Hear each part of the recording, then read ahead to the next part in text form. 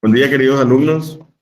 Vamos a empezar nuestra clase de hoy de mecanismo de presentación en podálica, que es lo que está faltando para culminar todo el tema del mecanismo de trabajo de parto en presentación de vértices, de flexionadas y podálica ahora. Quiero decirle también que al terminar esta sección, el sábado que viene vamos a tener un examen de todo lo que es mecanismo de parto. Desde el inicio del mecanismo de fenómenos plásticos, fenómenos activos, pasivos, hasta la clase de hoy, que es presentación podálica de vértice. Eso se irá promediando con los exámenes anteriores y con los futuros exámenes que tendrán. Bueno, vamos a empezar entonces con el mecanismo de parto en presentación podálica.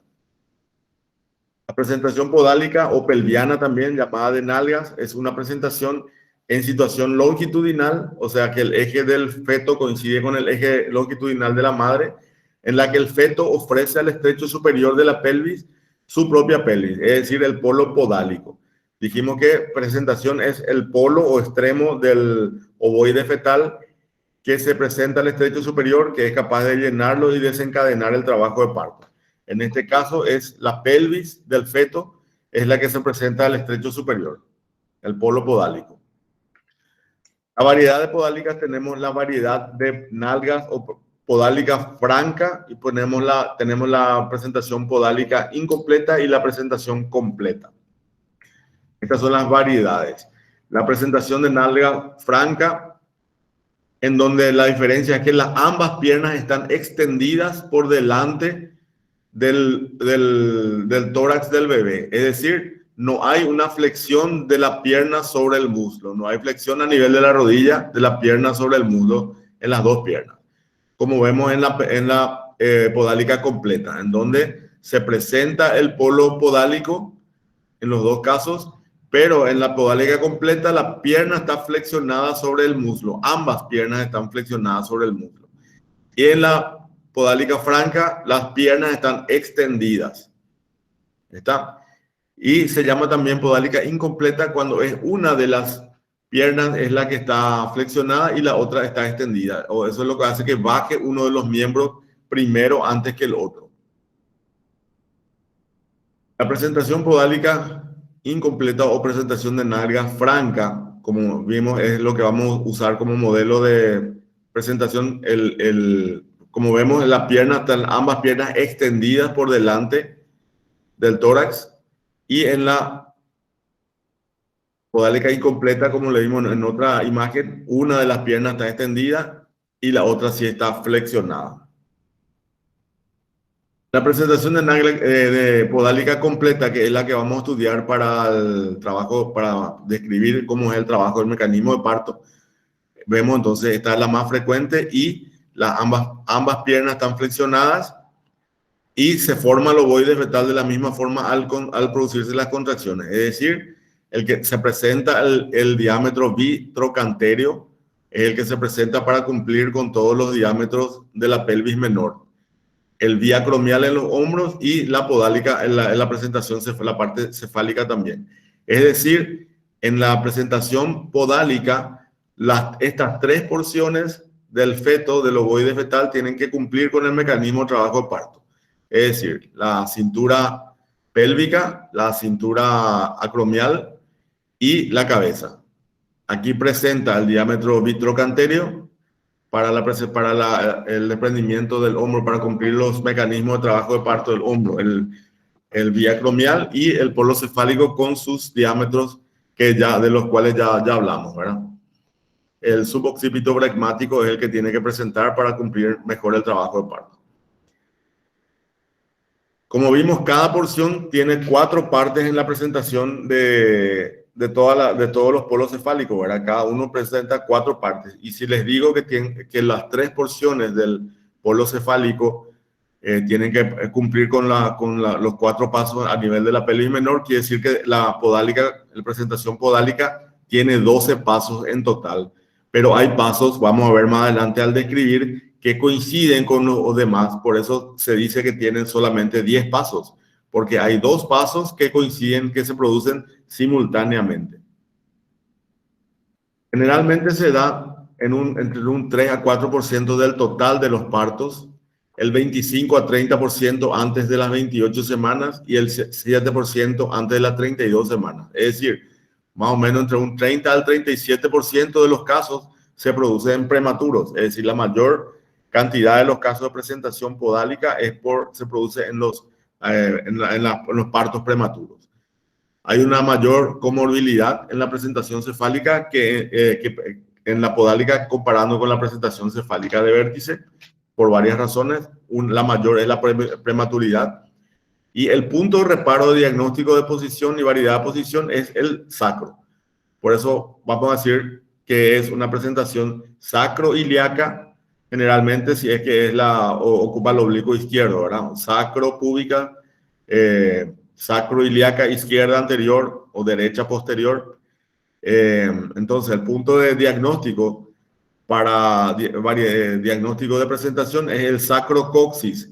Se llama ya prácticamente sacrocoxis porque se toca principalmente el coxis, pero es muy difícil de diferenciar si es todo el sacro o el coxis. Entonces, diagnóstico de presentación para diagnóstico de presentación podálica es el sacrocoxis.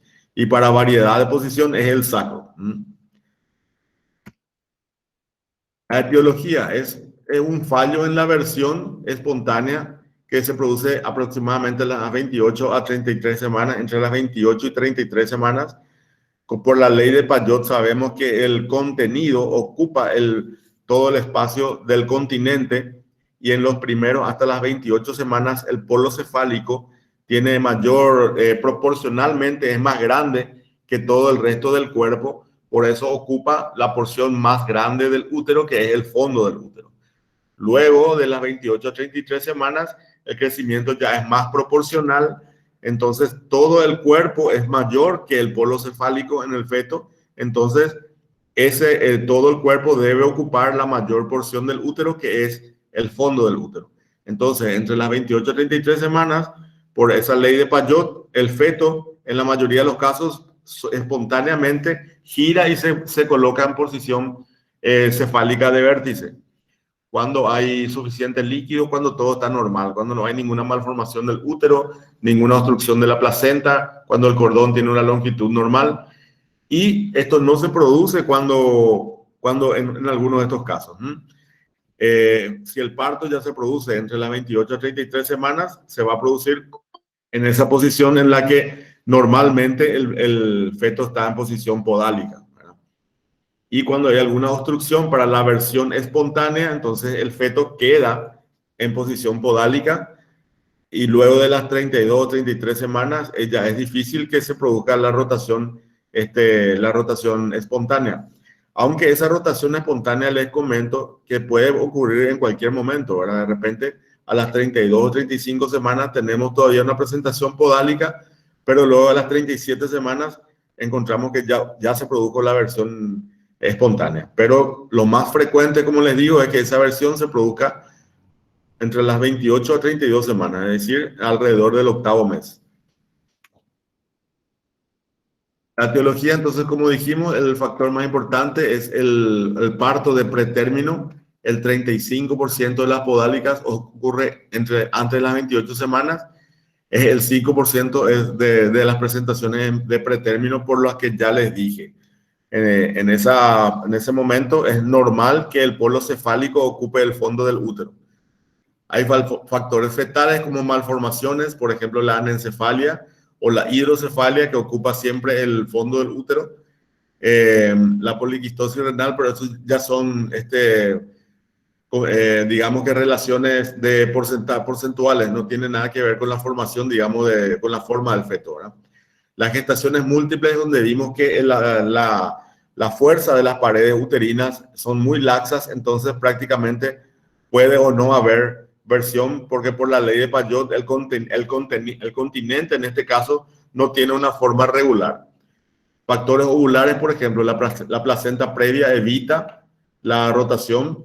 que la placenta se encuentre en uno de los cuernos del útero también hace que no se pueda producir una rotación. El oligoamnio, es decir, cuando existe poca cantidad de líquido amniótico, no tiene ahí por probabilidad de moverse o desplazarse el feto, entonces se queda en esa posición de un principio que es la podálica, ¿verdad? El hidramnios, que es lo contrario, ¿verdad? El polihidramnio, cuando hay mucho líquido, el feto muchas veces se gira en la posición cefálica y luego gira otra vez en la posición podálica porque no tiene un punto de fijación, digamos, y también el continente está muy dilatado por la cantidad de líquido amniótico, entonces no tiene que adaptarse, digamos, a una forma específica. También el cordón corto, eso evita que se produzca la versión espontánea por un efecto de tracción. Factores maternos como la paridad es algo más frecuente en las primíparas que en las multíparas, pero en general la presentación podálica es más frecuente a partir de la secundípara, ¿verdad? Para arriba, es decir, es raro en una nulípara. Malformaciones uterinas como la exagerada forma piriforme del útero, por ejemplo, o la presencia de tumoraciones como miomas uterinos, adherencias, etc. Pero para que recuerden, lo más frecuente es la prematuridad. Eso es lo que más frecuentemente produce parto en presentación podálica. El diagnóstico lo hacemos por el examen obstétrico abdominal, por el tacto vaginal y por la ecografía. En el examen obstétrico abdominal, que es la maniobra de Leopold, como sabemos, en la primera maniobra, cuando las ambas manos ocupan el fondo uterino, van a encontrar todas las características del polo cefálico, que dijimos es duro, elástico y tiene peloteo.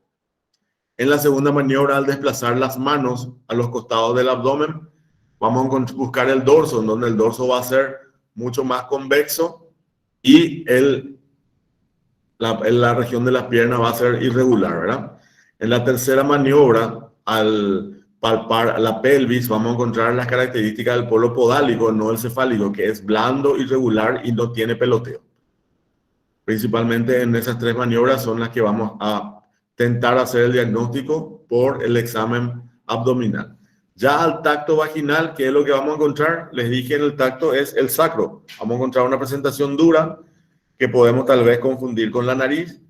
Entonces vamos a buscar, para hacer la diferencia, una presentación deflexionada de cara, por ejemplo, en la frente, que es lisa.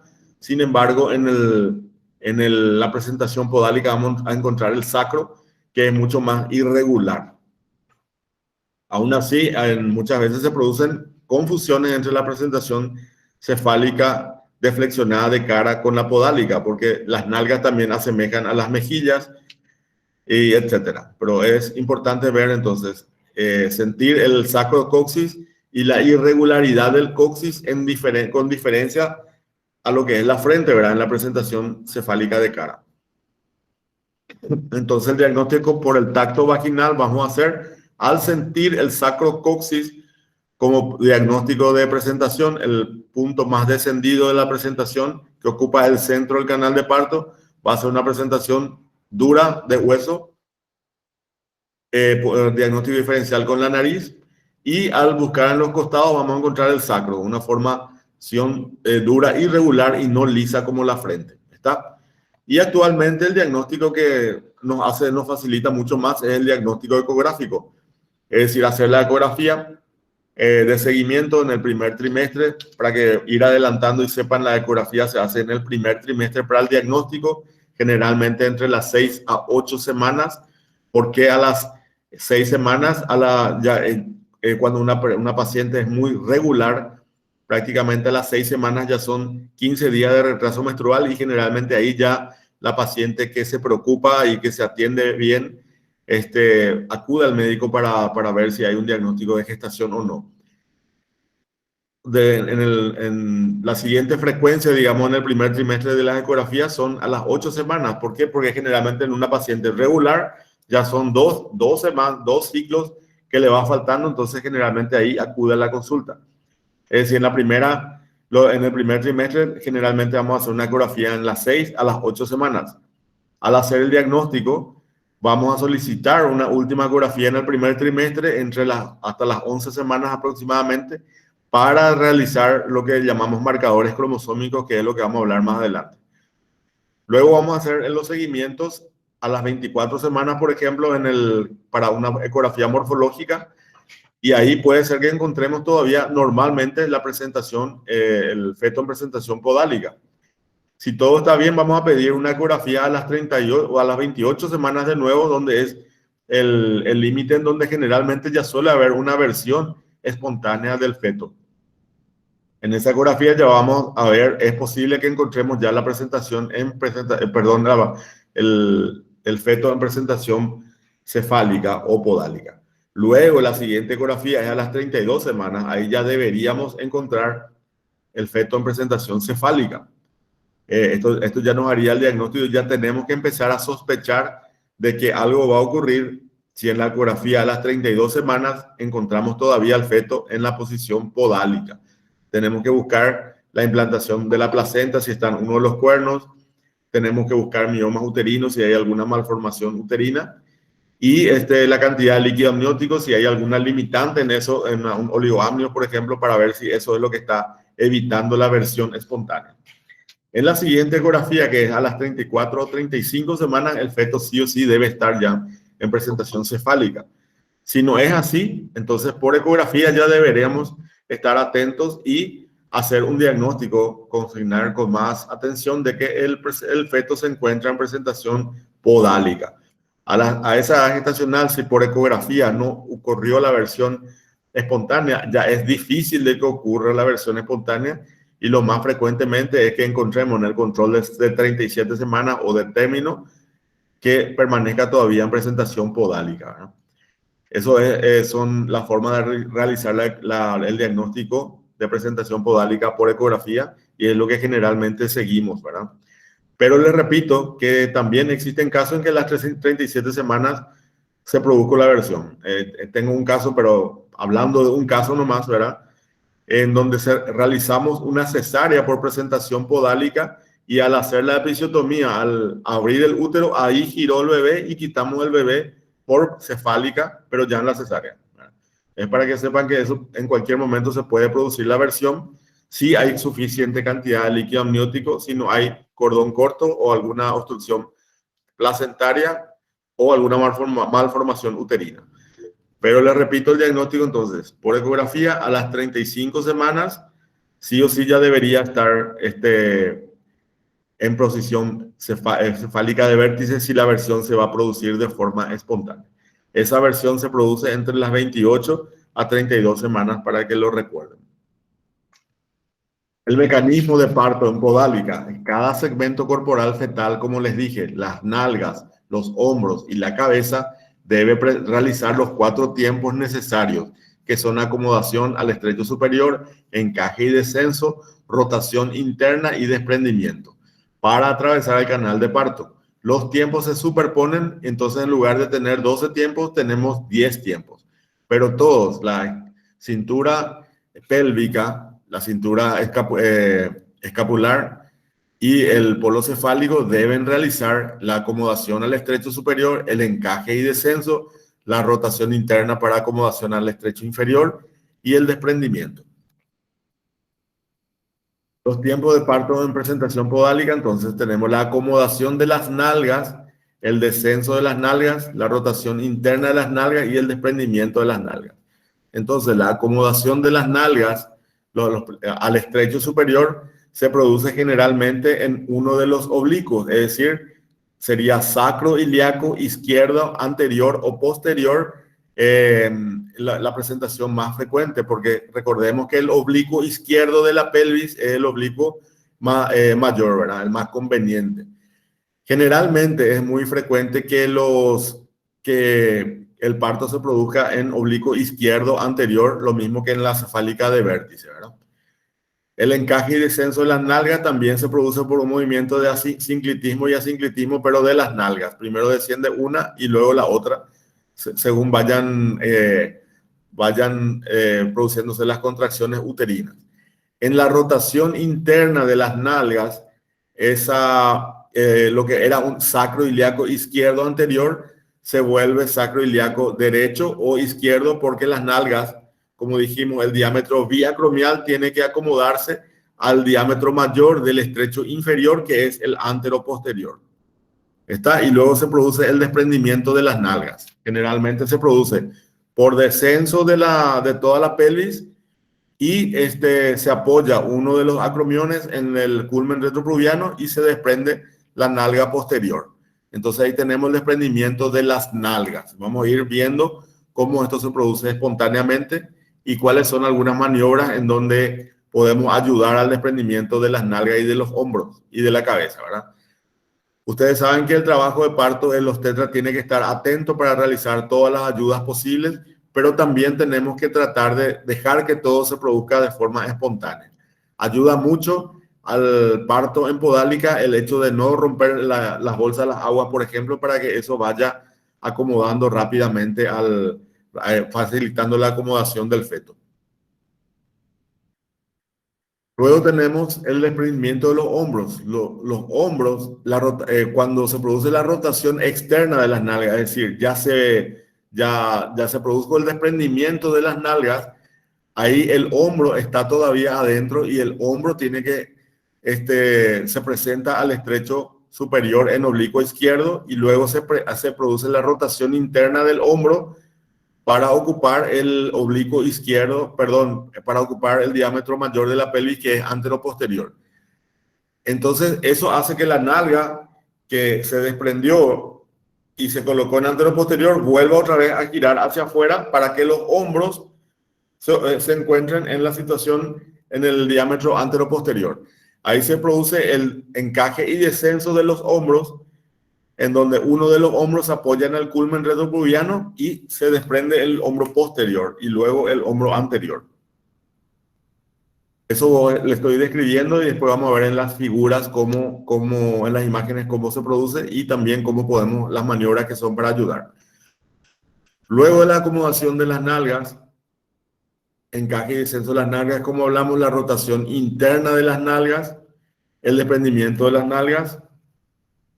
Hablamos ya de la rotación externa de las nalgas para acomodación de los hombros al estrecho inferior y encaje y descenso de los hombros. En cuanto al desprendimiento de los hombros y la cabeza, la acomodación al estrecho inferior de los hombros, como les dije, se acomoda al estrecho superior, se produce concomitantemente con la acomodación del polo cefálico al estrecho superior. El desplazamiento de los hombros mientras se produce el descenso de los hombros en la pelvis menor, ¿verdad? Para el desprendimiento, ahí se produce el acomodamiento de la cabeza, el encaje y descenso de la cabeza al estrecho superior por movimiento de embadajo de campana también. La acomodación de la cabeza al estrecho inferior produce una rotación nuevamente en anteroposterior y ahí se produce ya se produce con el desprendimiento de los hombros. Y luego la última parte es el desprendimiento de la cabeza, en donde también se debe producir una flexión completa de la cabeza para que se apoye el occipucio en el culmen retropluviano y luego se produce el desprendimiento por extensión. Entonces vemos que algunos de los tiempos coinciden, por eso tenemos 10 partes en el trabajo de parto. Eso es todo lo que yo les digo en un trabajo de parto espontáneo, en donde el obstetra prácticamente está dejando a evolución espontánea. Entonces, para repasar, repetimos, primero se produce la presentación de las nalgas al estrecho superior, luego el encaje y descenso de las nalgas, generalmente en sacro-ilíaca izquierda anterior. Luego se produce la presentación de las nalgas al estrecho inferior, en donde hay una rotación externa, en donde los diámetros biacromiales se quedan en el diámetro anteroposterior, que es el mayor de los diámetros de la pelvis menor. Eso se produce concomitantemente con la presentación de los hombros al estrecho superior, que se produce en oblicuo. Y recuérdense que hay un apelotonamiento de los hombros para disminuir el diámetro biacromial de 12,5 a 9,5 cuando se produce ese apelotonamiento. Luego se produce el encaje y descenso de los hombros. Cuando se produce el desprendimiento de la de las nalgas, es decir, las nalgas se produce un desprendimiento, hay un descenso de las nalgas, se apoya uno del acromión al culmen retropubiano y se desprende la nalga posterior, luego la nalga anterior, y ahí tenemos el feto en oblicuo, sí, prácticamente en antero-posterior. Ahí se produce la presentación de los hombros al estrecho inferior, que es el diámetro mayor antero-posterior, y se produce un encaje y descenso. Ese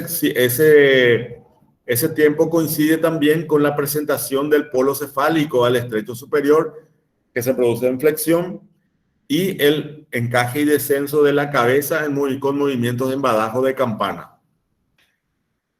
Luego de producirse el desprendimiento de los hombros ya fuera del canal de parto, ahí se produce la presentación del polo cefálico al estrecho inferior, es decir, ahí se produce la rotación en antero-posterior del polo cefálico. Y por fuera de la pelvis, ya el obstetra solamente sosteniendo al bebé, ve cómo esto gira y se produce la espalda del bebé da digamos, a la cara del obstetra. Luego se produce el encaje y descenso de la cabeza y el desprendimiento de la cabeza. Todo eso de forma espontánea. Ahora vamos a ver si eso va tardando, hay algún obstáculo, hay algunas maniobras en donde debe producirse la intervención del obstetra para que se produzca, para ayudar a cumplir todos estos mecanismos de parto. Entonces, eso ya es en la asistencia de parto en presentación podálica, si eso no se produce de forma espontánea, si el parto no se produce de forma espontánea. Entonces, la ayuda manual tenemos varios tipos de maniobras, pero tenemos tres tipos de maniobras principales. La maniobra de Brach, que es para desprendimiento de hombro y cabeza, ambos juntos en un mismo movimiento. La maniobra de Payot-Rojas, que es para desprendimiento de los hombros, para ayudar al desprendimiento de los hombros. Y la maniobra de Morisot, que es para ayudar al desprendimiento de la cabeza. Entonces vemos, se produce el parto de forma espontánea. Si no se produce, si los hombros no se están desprendiendo, vamos a hacer la maniobra de Brach, que va a desprender hombro y cabeza juntos.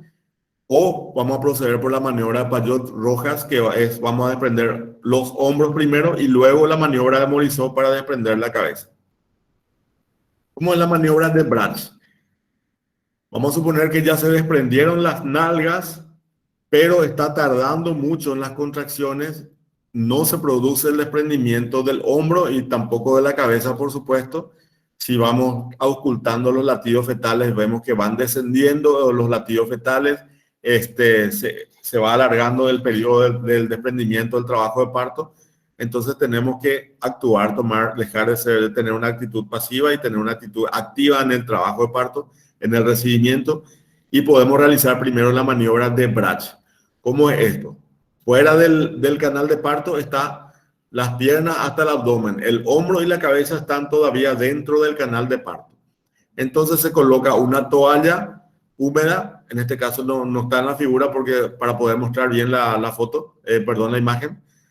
Se envuelve esta porción con un paño caliente, un paño tibio, y el pulgar del obstetra se coloca en una de las nalgas, el otro pulgar en la otra nalga, y las manos en el dorso, en la espalda, en la región sacrolumbar del feto, y se levanta al feto completamente, se hace una maniobra circular alrededor del pubis y se levanta al feto hasta el abdomen de la madre prácticamente. Es decir, se realiza una maniobra, o sea, colocan los pulgares en la nalga del feto, el resto de los pulgares del pulgar en las piernas del feto, con las manos se agarra la zona lumbar, lumbo-sacra del feto, y se va realizando una maniobra hacia arriba, constante y rígida, hasta el abdomen de la madre. Se lleva la espalda del bebé hasta el abdomen de la madre, y eso produce el desprendimiento en simultáneo prácticamente de los hombros y de la cabeza. al girar entonces completamente al feto hasta el abdomen de la madre, se produce entonces el desprendimiento en conjunto del hombro y de la cabeza. Se puede realizar una episiotomía ya medio lateral para ayudar a ampliar el canal de parto. Entonces, para repetir, se colocan las manos sobre el tronco, las manos sobre el tronco de la espalda del bebé, ¿verdad? Quedan sobre el dorso fetal, los dedos pulgares sobre los muslos, es decir, el pulgar mismo en las nalgas y el dedo pulgar en las piernas del bebé, en los muslos del bebé. Luego se procede a bascular el cuerpo fetal hacia el vientre de la madre, haciendo la espalda fetal, haciendo que la espalda fetal se dirija hacia la sínfisis materna, es decir, prácticamente hasta el abdomen de la madre. Eso produce el desprendimiento de los hombros y de la cabeza. Nunca tenemos que olvidar que en la presentación cefálica, podálica, perdón, cuando vamos a hacer un parto vaginal, el ayudante de los tetras siempre tiene que mantener la mano apoyando el fondo del útero para evitar la deflexión de la cabeza. La peor complicación en el trabajo de parto es la deflexión de la cabeza, lo que se llama cabeza última, lo que hace que la cabeza quede trancada en el canal de parto y que prácticamente no sea posible retirarle a la cabeza, ¿verdad? Entonces, siempre cuando se va a optar por un parto vaginal en la presentación podálica, un ayudante tiene que estar comprimiendo el fondo del fondo uterino de forma constante hasta que termine el trabajo de parto para evitar la deflexión de la cabeza. Aquí en la maniobra de Morisot también, mientras el obstetra realiza la maniobra de Brach, perdón, el segundo ayudante siempre tiene que estar comprimiendo el abdomen, el fondo del útero, para evitar la deflexión de la cabeza y ayudar a las contracciones uterinas. La maniobra de Rojas. Entonces la maniobra de Brach es elevar completamente al feto hasta el abdomen de la madre y produce el desprendimiento de hombro y cabeza en simultáneo. La maniobra de Rojas es para producir el desprendimiento de los hombros en primer lugar. Consiste en rotar el cuerpo fetal 180 grados, primero hacia la izquierda, luego hacia la derecha, traccionando hacia abajo desde la pelvis fetal, lo que produce el desprendimiento de los hombros por rotación. Es decir, cuando se produjo el desprendimiento de las nalgas y está tardando el desprendimiento de los hombros, se realiza la siguiente maniobra: se coloca un paño tibio nuevamente sobre la pelvis fetal, el pulgar en estos casos sobre el sacro, la región lumbrosacra, y las piernas, las manos, perdón, circundando la pelvis fetal, y ahí se realiza un movimiento de rotación, primero a la izquierda y ahí desprende el hombro, y luego a la derecha, luego desprende el otro hombro, quedando ya solamente la cabeza fetal dentro del canal de parto. También podemos ayudar al realizar un giro a 180 grados con la otra mano. Se produce el desprendimiento, ayuda al desprendimiento del hombro. ¿Cómo es? Se introduce el pulgar en la axila del bebé y con el índice vamos tanteando el húmero, y cuando encontramos el codo estiramos hacia abajo. Eso produce el desprendimiento del hombro. Lo mismo al otro lado, se produce la rotación del feto en el 180 grados nuevamente y traccionando siempre hacia abajo. La gravedad mismo hace eso, y ahí en la maniobra de Rojas debería desprenderse ya el hombro derecho en este caso, por ejemplo, ¿verdad? Doutor, Sí. este tipo de parto é de emergência ou é normal? Porque eu penso, por essa posição, e vai causar muito sofrimento à la madre. E não poderia ser cesárea en este caso de parto? Sí, actualmente en el 99% de los casos, cuando se hace el diagnóstico de presentación podálica, se va a una cesárea, ¿verdad? Yo cuando era residente, interno, residente, los primeros años de especialidad fueron en donde vi y realicé varios partos en podálica, pero realmente cada vez que va avanzando el tiempo, se hace mucho menos, ¿verdad? Y actualmente, como vos mismo estás diciendo, para evitar el sufrimiento materno o fetal, el 99% de los casos se realiza una cesárea al realizar el diagnóstico de presentación podálica por ecografía, ¿verdad? A cuando ya tenemos una paciente de término. Pero estas maniobras todas ustedes tienen que conocer. ¿Por qué? Porque se pueden ver en una situación de urgencia. Se pueden ver en una situación de urgencia en el interior, en algún lugar en donde ya venga la presentación empodálica y no haya a ningún lugar o ningún momento a donde recurrir. Voy a hablarle de experiencias personales. El primer parto en podálica que yo realicé fue asimismo una emergencia porque yo estaba en el hospital del IPS, era una madrugada, estaba realizando un parto y viene de la sala de parto diagnosticado una paciente con dilatación completa que era supuestamente era diagnosticada cefálica de vértice en admisión. Cuando yo realizo el tacto, ahí me doy cuenta de que es una presentación podálica, ¿verdad? Siendo yo residente de primer año. Y ahí, mientras le digo a la enfermera que le llame al residente de segundo año o a los especialistas, el parto ya se produjo, ¿verdad? Es decir, cuando es prematuro, el feto es un bebé pequeño, todo esto se va a producir de forma espontánea y prácticamente no va a ser necesaria la ayuda del obstetra.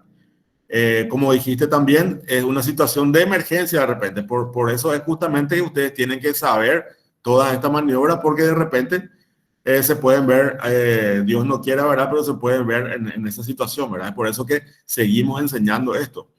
Hay muchas cosas que se hacían antes que podríamos enseñar, pero yo ya no les enseño. Por ejemplo, el forceps. Es muy importante en estos casos, pero los forceps prácticamente ya desaparecieron de los instrumentales de urgencia. Y también tuve experiencia en los recibimientos cuando en mi residencia era donde había mucho daño al bebé y a la pelvis materna, principalmente al canal de parto de la parte blanda. Pero es importante que ustedes sepan igual por los casos de emergencia. Yo realicé muchos partos en podálica porque una vez que te sale bien, uno toma confianza y va realizando, ¿verdad? Hasta yo mismo decidí no hacer nunca más cuando vi a un profesional, a un jefe de guardia, a una persona de mucha experiencia, uno de mis mejores profesores, que en un parto en podálica el bebé hizo cabeza última y obitó antes de que se le pueda quitar, ¿verdad? Generalmente eso es lo que pasa cuando uno va realizando partos, va teniendo confianza, pero cuando ve una vez una cabeza última, ya deja de hacer eso, ¿verdad? Así que ustedes, es cierto, esto se realiza general, el 99.9% uno va a cesárea cuando se realiza el diagnóstico de presentación podálica, pero estas maniobras ustedes tienen que saber por los casos de urgencia, ¿verdad? Les comento otro caso que me tocó vivir trabajando en una ambulancia. Fuimos a recoger un trabajo de parto, era una multípara, y también realizo el diagnóstico de presentación podálica. Y antes de llegar al hospital, ya también nació el bebé, ¿verdad? Cuando todo está bien, todos nos felicitamos y todos estamos felices, ¿verdad? Pero con uno o dos pacientes que se compliquen, eso ya te da la lección. Y no conviene arriesgar todo esto por uno o por uno, con uno o dos, porque uno o dos pacientes salgan mal, ¿verdad? O sea, esto realmente es así. Se hace el diagnóstico de presentación podálica y eso es.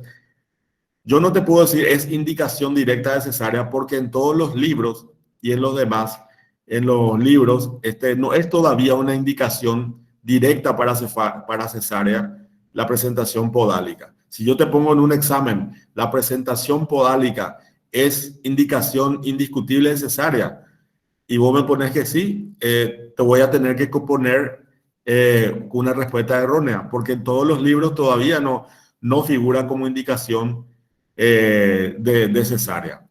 Pero en la práctica es así, el 99.9% de los casos el diagnóstico de presentación podálica va a la cesárea. Pero aún así tienen que ver ustedes conocer de estas maniobras. ¿Por qué también tienen que conocer de estas maniobras? Porque como yo les dije antes, en las presentaciones deflexionadas, de cara o de frente, al hacer una cesárea o una histerorrafia, nosotros, el obstetra tiene que flexionar la cabeza del bebé para que pueda presentar su menor oblicuo y salir sin producir ningún desgarro. También en la presentación que hablamos en la situación transversa, con la maniobra del buen pie y la buena mano, sacamos en la cesárea el bebé en posición podálica.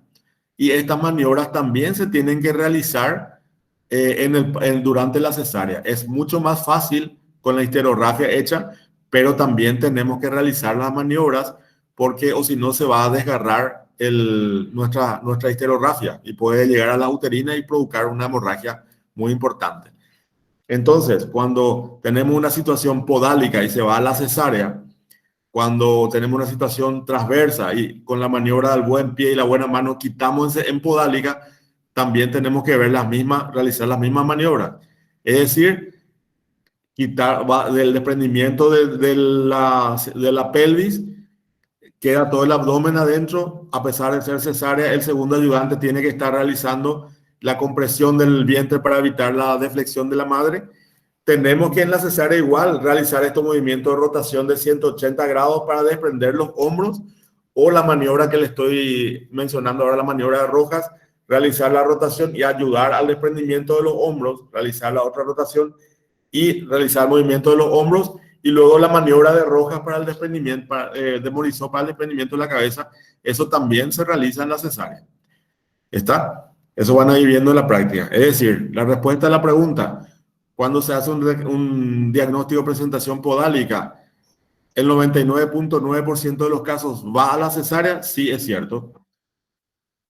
¿Es una indicación absoluta de cesárea la presentación podálica? No es una indicación absoluta de cesárea la presentación, el diagnóstico de presentación podálica.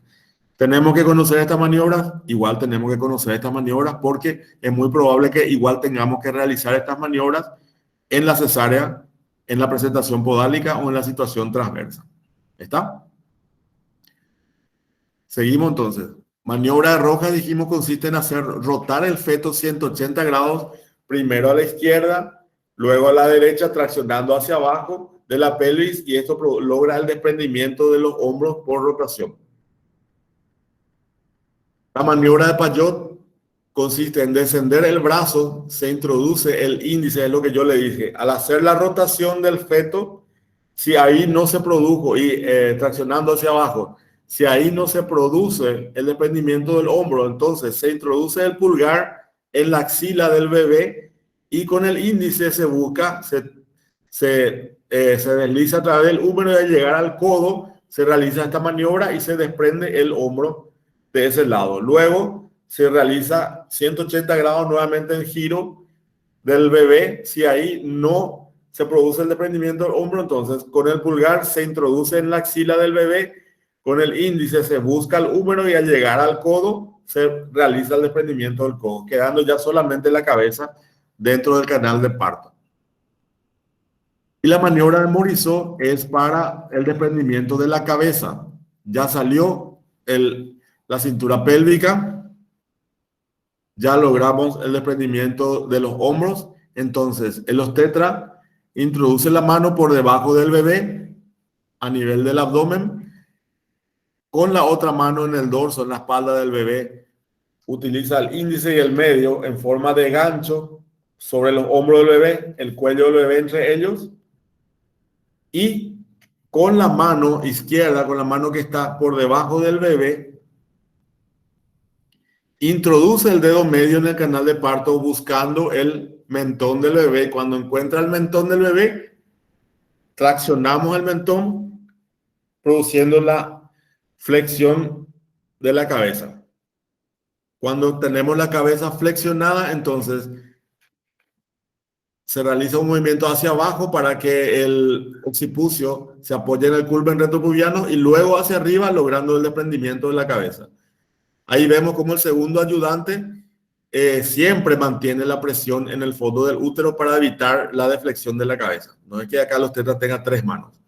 Este es el obstetra y esta es la mano del ayudante, comprimiendo siempre el fondo del útero. Entonces, cabalgar la región ventral del feto, en este caso con la mano izquierda del operador, se introduce la mano izquierda en el canal de parto y se introduce el dedo medio en la boca del feto, traccionando el mentón y logrando la flexión de la cabeza. La mano derecha coloca sobre los hombros del feto.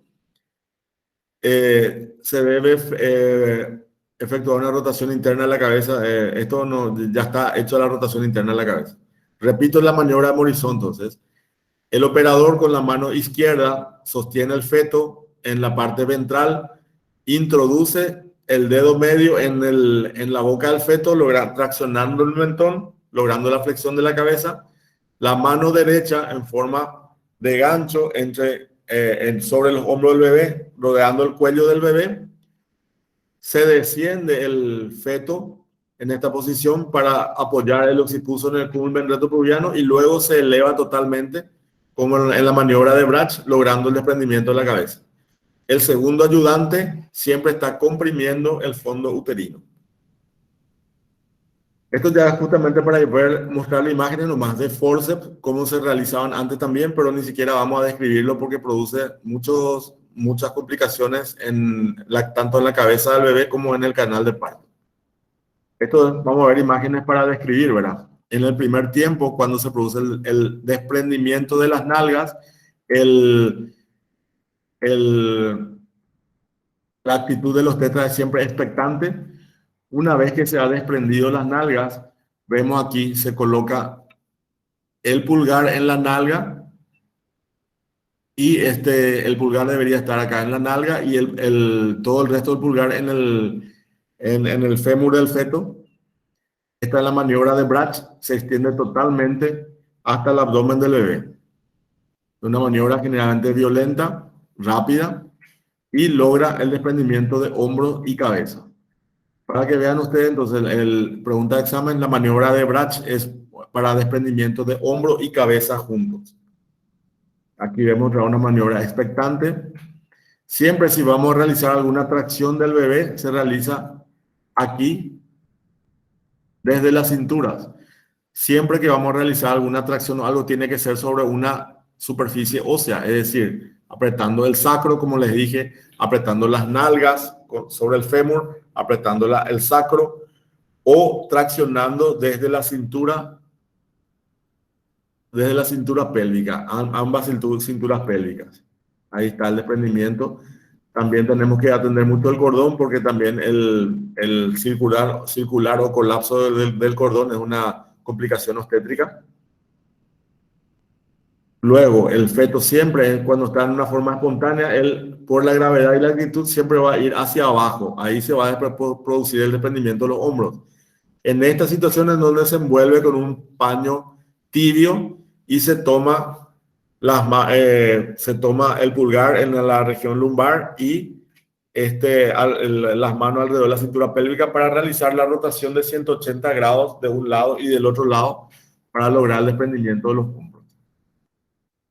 Ahí vemos, está desprendiendo un hombro y luego el otro hombro. Y la ayuda es cuando al realizar los movimientos 180 grados no se realiza el desprendimiento del hombro, entonces se introduce el pulgar en la axila del bebé, se tacta el húmero y con un movimiento de gancho, al llegar hasta al codo del bebé, en un movimiento de gancho y rotación se desprende el hombro.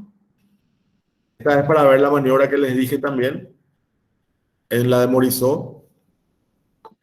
La mano, en este caso la mano derecha del operador, está sosteniendo al bebé y la mano izquierda realiza ese movimiento antenaza que les dije, poniendo sobre los hombros del bebé y entre el cuello la mano para poder manejar de esta manera al bebé. Manejar hacia abajo para apoyar el occipucio en el culmen retropubiano y luego hacia arriba para poder lograr el desprendimiento de la cabeza. Patología asociada al parto en podálica, la prematuridad, como dijimos, entre el 20 al 37 o 41% en algunos casos, malformaciones congénitas del bebé, que ya citamos, las placentas previas, más frecuente, 7 veces más frecuente que se produzca parto en podálica. El prolapso de cordón también es una complicación que puede producir una mortalidad entre el 30 al 50%. El atrapamiento de la cabeza fetal o cabeza última que les dije, que se busca evitar con la compresión del segundo ayudante, una compresión constante en el abdomen de la mamá, y el trauma obstétrico, el traumatismo obstétrico, porque produce desgarros en el canal de parto, ¿verdad? Es lo que se busca evitar realizando la episiotomía antes ya del desprendimiento. Bueno, esto es en cuanto a presentación podálica.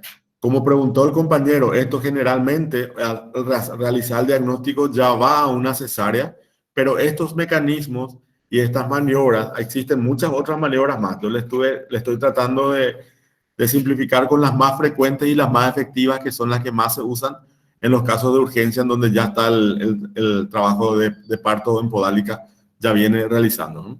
Ya viene ocurriendo. Es decir, generalmente no es un parto de elección actualmente el parto en podálica.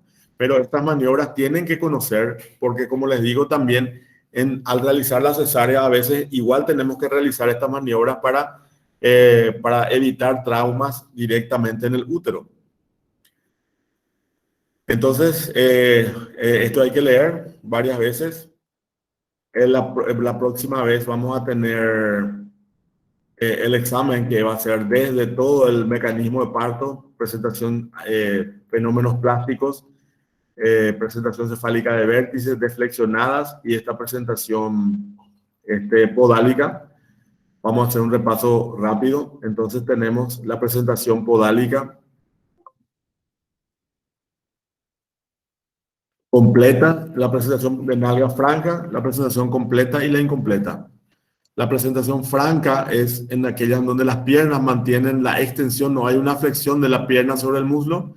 La presentación pedálica completa es en donde la posición del ovoide fetal es la correcta, pero solamente que presenta el polo podálico, es decir, hay una flexión de ambas piernas sobre el muslo. Y la incompleta es en donde una de las piernas sí está flexionada y la otra se encuentra extendida.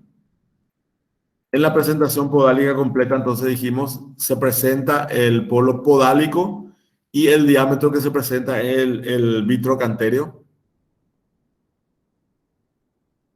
Se da en el 3 a 4% del total de partos, generalmente 25 a 37% entre en las prematurez, entre las 28 a 32 semanas. Tiene una mayor comorbilidad, como dijimos. El punto de reparo para el diagnóstico de presentación es el sacrocoxis, y para variedad de posición es el sacro. Entonces la terminología es sacroiliaca izquierda, anterior o posterior. Se produce por un fallo en la versión espontánea, que puede ser por alteraciones, malformaciones fetales, anencefalia, hidrocefalia, gestaciones múltiples, factores ovulares, placenta previa, placenta de inserción en uno de los cuernos, oligoamnios, polidramnios, generalmente oligoamnios más frecuentes, cordón corto, factores maternas como la multiparidad, las malformaciones uterinas o las tumoraciones uterinas. En el diagnóstico, en la maniobra se realiza por examen abdominal, la maniobra de Leopold. La primera maniobra de Leopold, colocando la mano en el fondo uterino, sentimos el polo cefálico, es decir, duro, elástico y con peloteo. En la segunda maniobra de Leopold encontramos el dorso del lado izquierdo o derecho y la parte irregular del otro lado y la parte lisa y convexa donde está el dorso. En la tercera maniobra de Leopold encontramos el polo podálico presentado al estrecho superior, que es blando y no presenta peloteo. Cada segmento del cuerpo, es decir, los 3 segmentos tienen que cumplir los periodos del trabajo parto. Es decir, primero el polo podálico con su diámetro, el vitrocantéreo, luego los hombros con el diámetro biacromial y luego la cabeza con el diámetro suboccipito bregmático. Todos ellos tienen que hacer acomodación en el estrecho superior, encaje y descenso, rotación interna de las nalgas, rotación interna y desprendimiento. Deberían tener 12 pasos, pero hay pasos que ocurren simultáneamente. Entonces, produce primero el encaje y descenso de las nalgas, presentación de las nalgas al estrecho superior en sacroiliaca izquierda generalmente. Se produce el encaje y descenso por movimiento en badajo de campana. Se produce luego la presentación del polo podálico al estrecho inferior. Se produce una rotación que le deja en antero-posterior al diámetro biacromial. En ese tiempo coincide con la presentación de los hombros al estrecho superior. Luego el encaje y descenso de los hombros coincide ya con el desprendimiento del polo podálico. Ya se produce un descenso, se acomoda al culmen retropubiano una de los acromiones y se desprende la otra pierna, o se desprenden los dos juntos. Hasta el abdomen nunca se produce ningún problema. Luego se produce el encaje de los hombros al estrecho inferior en antero-posterior, encaje y descenso de los hombros. Uno de los hombros se apoya en el culmen retropubiano y desprende el otro. Y luego ya es concomitantemente a la presentación de los hombros al estrecho inferior, ocurre la presentación de la cabeza al estrecho superior y el encaje y descenso por movimiento en badajo de campana. Luego se produce el desprendimiento de los hombros y ahí se produce la rotación interna nuevamente para que la cabeza se presente al estrecho inferior en el diámetro antero-posterior. Luego, por efecto de la gravedad o descenso del cuerpo del feto, se apoya el occipucio en el culmen retropubiano y luego se produce el desprendimiento por extensión. Eso es si vamos a ir en un trabajo de parto podálica normal sin la intervención de los tetras. Cuando hay una ayuda de los tetras, necesita la ayuda de los tetras, existen 3 maniobras principales que son la de Brach para desprendimiento de hombro y cabeza, la de Payot-Rojas para desprendimiento de los hombros y la maniobra Morisot para desprendimiento de la cabeza. La maniobra de Brach, como le dije, consiste en poner un paño tibio alrededor de la pelvis, el pulgar apoyado en las nalgas, todo el pulgar en el fémur del bebé, ambos dedos en la región sacrolumbar, y se produce una tracción firme y constante hacia arriba, hacia el abdomen de la madre, produciendo el desprendimiento de hombro y cabeza. Maniobra de Brach. La maniobra de Rojas es girar, si no se ocurre el desprendimiento de los ojos, girar 180 grados de un lado y traccionar hacia abajo el bebé para desprendimiento del hombro, girar hacia el otro lado y traccionar hacia abajo para el desprendimiento del otro hombro.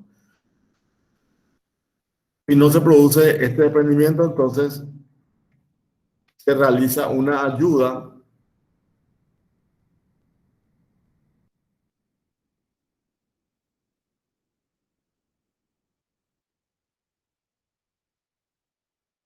introduciendo el pulgar en la axila del bebé, tanteando el húmero, y al llegar al codo se realiza una maniobra de gancho, prácticamente de desprendimiento. Luego se gira totalmente al feto al otro lado a 180 grados hacia la derecha, se desciende y se busca con el pulgar la axila del bebé, se busca el húmero y a nivel del codo realizamos un enganchamiento y desprendimiento del hombro. Luego ya queda solamente en la cabeza con la maniobra de Morisot. Una mano del operador ocupa todo el vientre y el tórax del bebé. La siguiente realiza una maniobra de gancho en ambos hombros, rodeando el cuello del bebé, y se realiza una tracción primero hacia abajo y luego hacia arriba para lograr el desprendimiento. Aquí una tracción primero hacia abajo y luego hacia arriba para lograr el desprendimiento de la cabeza. Es importante que siempre esté el ayudante realizando la compresión del fondo uterino. Estas maniobras generalmente se deben realizar también, aunque vayamos a la cesárea. Es cierto que un 99.9% del diagnóstico de presentación podálica va a la cesárea, pero es importante que ustedes conozcan estas maniobras para los casos de emergencia, y porque también en la cesárea de repente tenemos que realizar estas maniobras para lograr el nacimiento del bebé por cesárea y evitar también las grandes lesiones en el útero. ¿Alguna pregunta hasta aquí? ¿Alguna otra duda? No, doctor. Ninguna. Bueno, entonces igual es importante para el examen que conozcan las maniobras. También el grupo de la doctora Karina ya no va a ser instructora, le va a reemplazar a la doctora Nelly Fretes. A partir de la próxima semana, la clase de ayer van a recuperar, creo que el martes, y luego ya queda la doctora Nelly Fretes va a ser la reemplazante de la doctora Karina a partir de la próxima semana. ¿Está? Vale, doctor, gracias. Sí, recuerden entonces estudiar. Este sábado va a ser un examen de toda la parte de parto. Todo lo que dimos de maniobras, modificaciones plásticas, presentación cefálica de vértice, presentaciones deflexionadas y presentación podálica. Está 50 temas, 50 puntos como siempre. Estudien y que tengan un lindo fin de semana. Gracias, Gracias, doctor. doutor. Hasta luego. Igualmente.